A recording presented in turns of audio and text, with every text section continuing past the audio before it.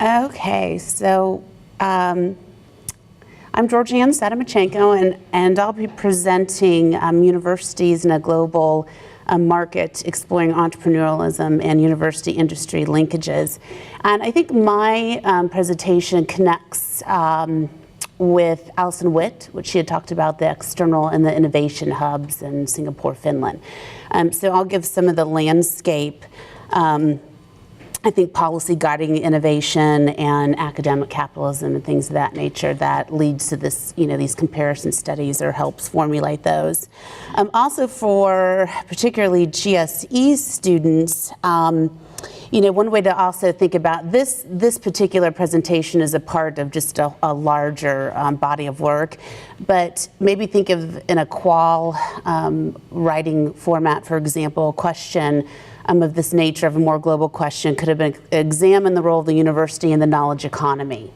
So you talk about the knowledge economy and look at this issue in particular in light of globalization and university entrepreneurialism. So whenever I do my work, I try to frame it around, could this be a qual? Could this be something that would fit in my dissertation? So just for the good of the group as we move through that.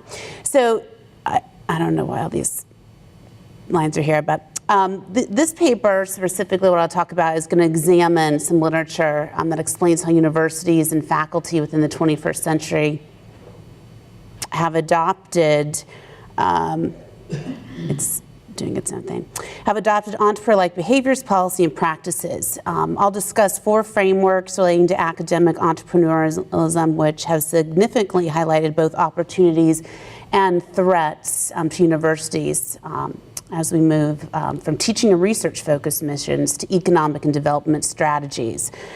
Systems of innovation, I'm going to talk about academic capitalism, touch upon the triple helix model, and mode 2 knowledge production.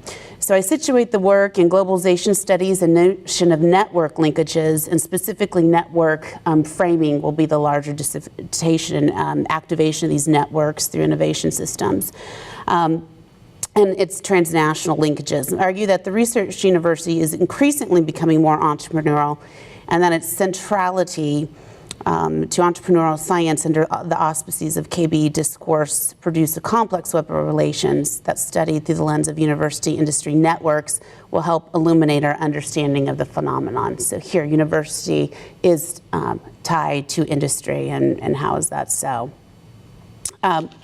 So just again, the introduction, globalization processes, because we have to, economic theory is built into this, long, short-term runs, why are we doing what we're doing as far as curriculum changes. We say neoliberalism based on economic, and what are these market-like changes. We have all these intersections of elite theory. So quickly, just to try to summarize those pieces, globalization processes emphasize interconnectedness and increasing convergence and independence and interdependence of economies and societies.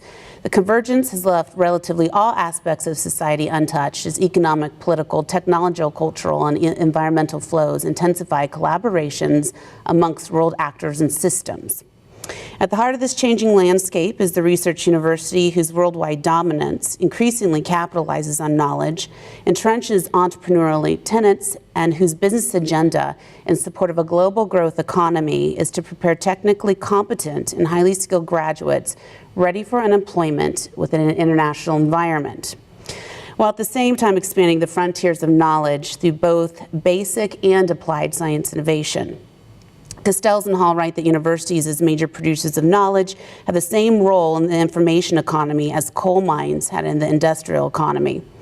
Jessup emphasizes the discourse of knowledge-based economy where higher education's role circulates within networked capitalism, a society where research and education are underpinnings of a national system of innovation that provides economic growth. And I'd say these national systems are also global systems, so it's truly a global system. Ekowitz writes the second revolution as a traditional university's missions adopt economic agendas and influences of entrepreneurial network capital unsettle previously established scientific academic norms. And those were the freedom of all information. You know, you have the genetic mouse and you give it to everyone versus we patent, license, and you know, research isn't as free. Risby and Linkage suggests education policy has given credence to market-like ideologies with intention to establish a knowledge society under the auspices of a prosperous, sustainable economic future for all.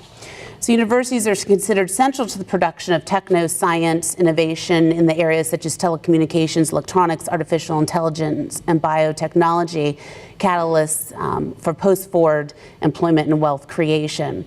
Focus also surrounds human capital development, the creation of persons who could think as inventors, innovators, and entrepreneurs, and more specifically, those who possess those traits in the fields of science and engineering. Interestingly, while research universities equipped with advanced STEM curriculums and technology transfer, which is more of a commercialization processes, they represent a vital source of idea generation, are touted as the primary source of new knowledge, innovation, skilled labor for the new knowledge economy. You'll find that, especially when the U.S. Financing of university research and development faces critical challenges. This is also in the European Union government funding models also, which we see is different from Singapore that Allison had touched upon, and also Finland. In the U.S., universities and colleges, both public and private, faced with unstable government funding, burdening bureaucratic processes, and accountability of competition from global higher education institutions, adopt business-like approaches and entrepreneur behaviors in the programs, including the humanities, at an accelerated rate, while under the realization that enhancing partnerships with private industry, international organizations, and transnational governments is central to survival. Innovation policy and subsequent reforms, including the Bayh-Dole Act of 1980, the 1996 U.S. Policy for Competitiveness, the 1996 OECD's The Knowledge-Based Economy, the 1997 OECD's National Innovation Systems, and the 2007 America Competes Act, and the 2011 America Invents Act, help solidify local, regional, and global public and private sector industry relationships by strengthening the university technology transfer initiatives and mandates. And others are looking at these university industry partnerships. Triple Helix models will continue to grow.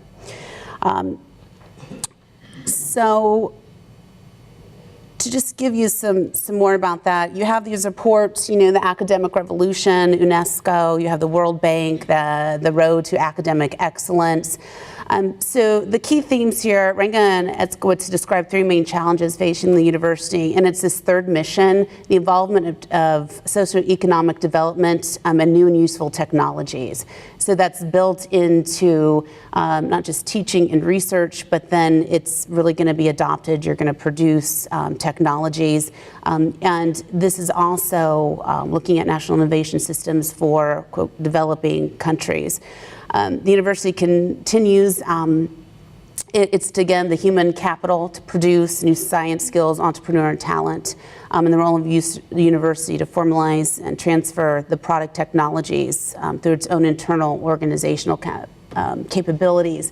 And so even at the U of I here, Office of Technology Management Offices, the Handbook for Inventors and Innovators, Technology Transfer at the University of Illinois, you have a handbook of how to do this. And I think there was a question with Allison about, you know, she was talking about bringing design into the model. Well, education is in this model, whether it's education, the technology to teach post-harvest across technology, cell phones, through networks, through the pen that can now be electrically charged. So, you know, the Moodles, the actual systems. So education is definitely a part of tech transfer. And not just, you know, good or bad. I mean, there's some great, you know, social education products out there. But again, just to be thinking about these tensions. So it gets really charged. It's here just, you know, just a few wannabe universities in the marketplace. You know, the unmaking of public university, you know, shifting tides, you know, corporate corruption of higher education. So, I mean, they're really charged. The discourse out there is you know, pretty prominent. And just to kind of keep in mind, though, also that, you know, 17th century pharmaceutical science, in Germany. So that has partnered, industry and university have partnered for a very long time. In the late 19th century, you had the chemical spin-offs, you had ag development. In the late 19th century, you had, which is MIT and Harvard were doing consulting. It wasn't too prominent, but what you have is most recently this rise of increased patents, increased IP, these policies pushing that we need to partner, universities need to partner, need to produce, and so then you get these possible implications that these people are speaking to. If you have industrial sponsors, they're able to influence the direction of academic research agendas. That was brought up. UI relationships are short. Most of them are short. I mean, there's all different types of funding, but so research is involved rather in applied rather than fundamental. Social structure of academic community, we have this unfettered and this pursuit of truth, free and open sharing, and now, when can we actually share that information if we took dollars and now we can't, we have to wait till the patent goes through so the organization can get the patent first before a grad student can even write about their research, right? So it gets very complicated in here. So that, there's definitely concern here. Industry requirements of confidentiality, again, financial interest threatens to distract some researchers from exploring more intellectually challenging problems. Is this true? Is this not true? So this is where the literature of university industry is trying to flush this out. And so you're seeing the research and stuff looking at this now. Practice of secrecy is out there that this secrecy is going to erode the trust among the community. What community? Is it the scientific community? Is it not? So again, thinking about these things. And just again, so I gave you this in 1996, this background. This stuff started changing, in the 80s, and the scare of Japan, and that was happening in the U.S. And manufacturing and quality control systems. But you get this rise above the gathering storm. And so this rise above the gathering storm, this ends up being global because you implement these systems of innovation. And again, the OECD looks at economics and viable economics, and so they're pushing these policies out to all the companies or countries who are part of. So again, you're going to see, you can get these reports, the future of universities and the future of America. You're hearing the rhetoric out there is universities are the future, highly connected, but how? And again, what are the implications for that? Kauffman Foundation, you have private and not-profits entering the scene. And then, putting out reports, U.S. colleges and universities must take entrepreneurial approach, student entrepreneurs critical to commercializing university startups, entrepreneurs education. And so, where this connects to the internationalization, you have a lot of these international students looking at STEM and engineering and being able to create, so you do have some connections in those pieces. This is the discourse out there. So again, bringing up, Kauffman is very influential with entrepreneur and giving funds for entrepreneur educations. And so again, they have several quotes out there, pushing competition, what is your consumer base? You have to be able to compete. And again, this isn't just, this is also the humanities. If you see this arts for the Institute for the Arts and Humanities Modeling and Cultural Innovation. It's your humanities page. And then you have these centers that are popping up, and at the U of I, and humanities are built into these entrepreneur type centers. Again, this is global, South Africa's National System of Innovation, and so forth. So National Systems of Innovation, just a reminder that the OEC, when the convention was signed, again, it's for the highest sustainable economic growth. And if this is the organization who's pushing out your national system of innovation, and it's going to be global. So I just wanted to highlight that. And these systems of innovation, again, are to make sure policies and practices are within the local, regional, and tying to the larger system to make sure that we are inventing and diffusing actual technology. Quickly, academic capitalism was a term coined by Slaughter and Leslie, and they're looking at institutional, professional, and market-like efforts to secure external funds. And so this is probably the most critical. I mean, it's just like everybody's in trouble here with this one. You know, anyone who takes a research grant, contract, a partnership, anything, you know. So as a student, if we get a grant and it was external, I just think of the awards that went through the college education, and I looked at the funding, right? So, you know, are we all guilty, you know, and are we all influenced? So again, to be thinking about these things, you know, are we or aren't we? In 2004, they moved to a stronger argument where they said that at first the academy was influenced because of these funding model changes, you know, and so it was like, oh, we're pressured and scientists are pressured, and so the norms started to change, and you know, why not? We can have best of both worlds, take funds and try to balance research. But now they're saying, hey, in 2004, you know, the academy is no longer passive, and entities aren't acting upon us, but we are a state-subsidized entrepreneur that initiates capitalism. So they get really strong in here. The drive comes from within, seekers of external. We invite capitalism in the door. We publish, we sign. We have our Office of Technology Transfer. And so, you know, the power is expanded into these networks. And they coined this term called the academic knowledge regime, and we are compliant, and the community is compliant, and that is also within the humanities. The triple helix model, just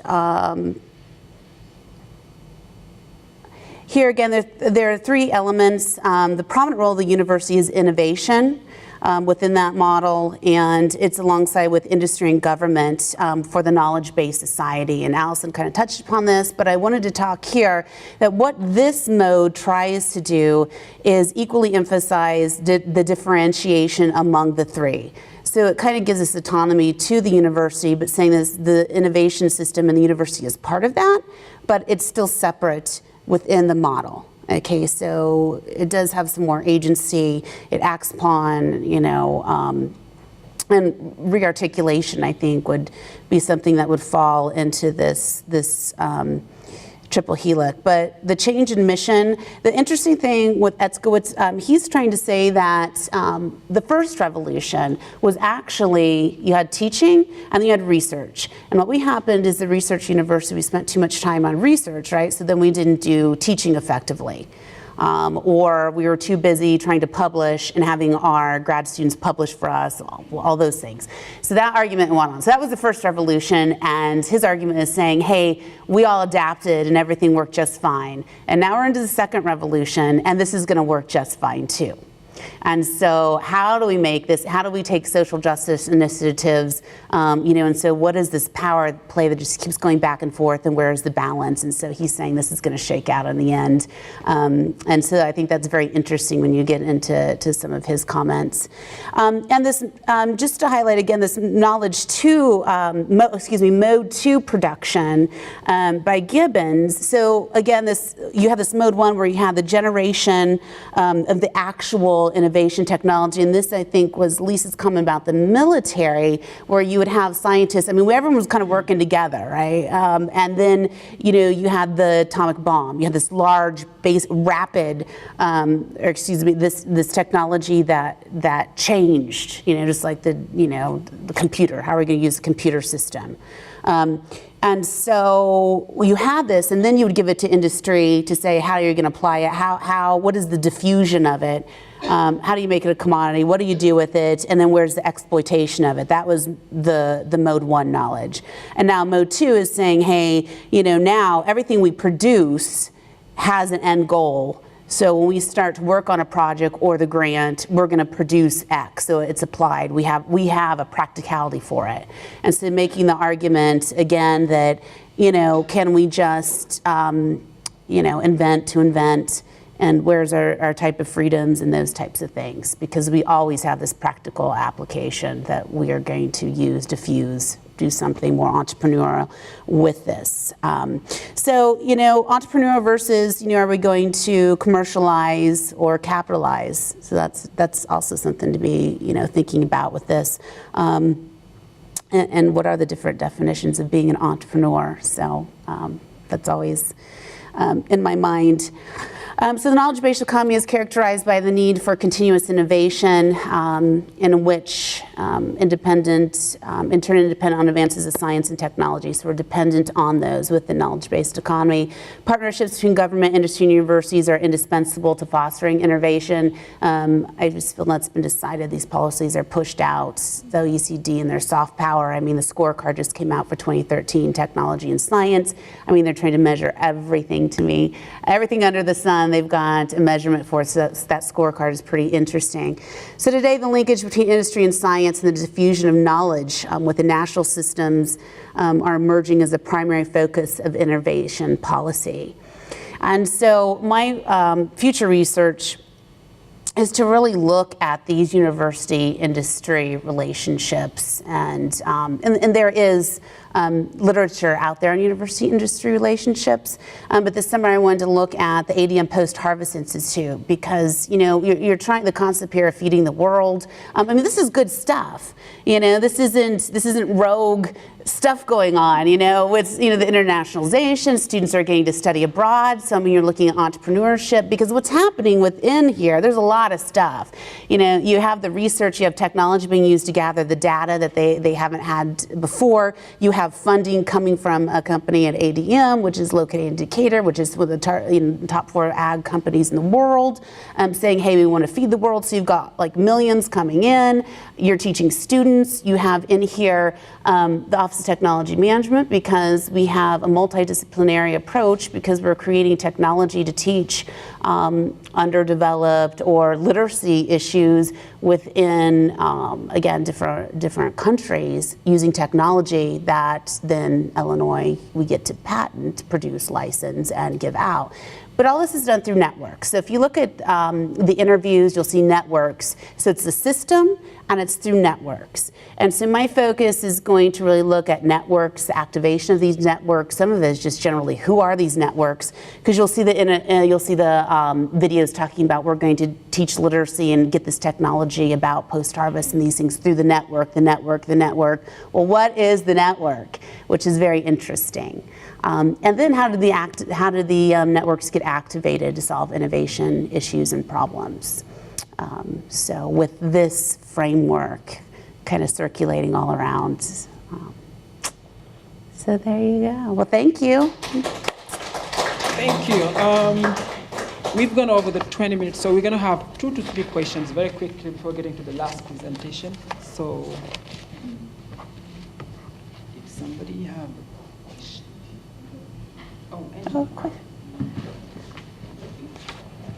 Thank you so much. Is there a particular field of innovation which I just feel like this is so outside of my realm of understanding. I'm sorry, it's very impressive what you're looking at. So, you know, I know Allison was talking about engineering and these, you also mentioned the humanities focus, but I guess I'm just wondering if there are fields of knowledge that are being focused on, or that maybe you would want to focus on, that are being innovated or being created, or does that make it like, because a lot of what you're saying is about innovation, and you mentioned there at the end sort of feeding the world, and okay, that's something I can like latch onto and understand. So creating, you know, but are there other areas that these companies are funding or funders are looking at, I mean, specifically? So maybe the areas, well, yeah, I mean, the National Center for Science and Industry, they collect all this data, and so they'll say if they're looking at biotechnology, medical is getting funded, so they have the percentages of where the R&D is going. So those, but there are scientific areas, and then it kind of, the pie gets smaller, so if I can give you those exact numbers. But I think what's really neat is the companies like, what is the, I forget, something like No Stopping Innovation. And there are, and I don't know if it was on NPR, and I'm going to dive into this, but there are people out there that are saying, hey, we're not just buying into this capitalism to commodify just to make a profit and for entrepreneurs. We want to do these good things like feed the world. And so they're trying to balance this power of looking at networks to generate scientists who want to work on things for free. They are getting funded by, and these are all sorts of things. These are like, thinking to turn on the computer, where before we have it's this optical stuff going on. I mean, they are, and they're doing it, and the goal is to do it for like less than $50 or something crazy. And so there are these initiatives out there that I think, and again, they will then get a funding, but speaking to Cameron's presentation, they do this kind of contractual deal to say you can have this brand so they can get it out there to get it to more people. But they're not in it to be millionaires. But I mean, everything's up for game at this point because of the economy piece, the long-term and the short-term cycles. And they're talking about diffusion for the most good and that type of thing. And so the short-term is, from what I've read, is what, is the funding that's going to get it. Because the next, where's the next internet? Those things come along, but it takes a long time to get those. Then you diffuse, so you keep building from there. I don't know if that helps. I just wanted to also say that each time I understand a little bit more what you do, and it was really very impressive. And I wanted to say that for the presentation, I really liked when you were showing like the book covers. That was those are really good visuals to show like what's out there kind of thing, not just listing the names, but showing them as book covers really like clicks. Oh, and I also wanted to say that I really appreciate also the historic piece.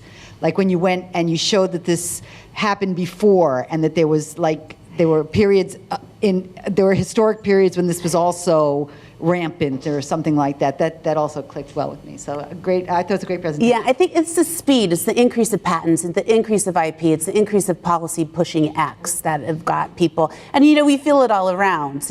Course numbers and curriculum, can the course go or not go? TA funding.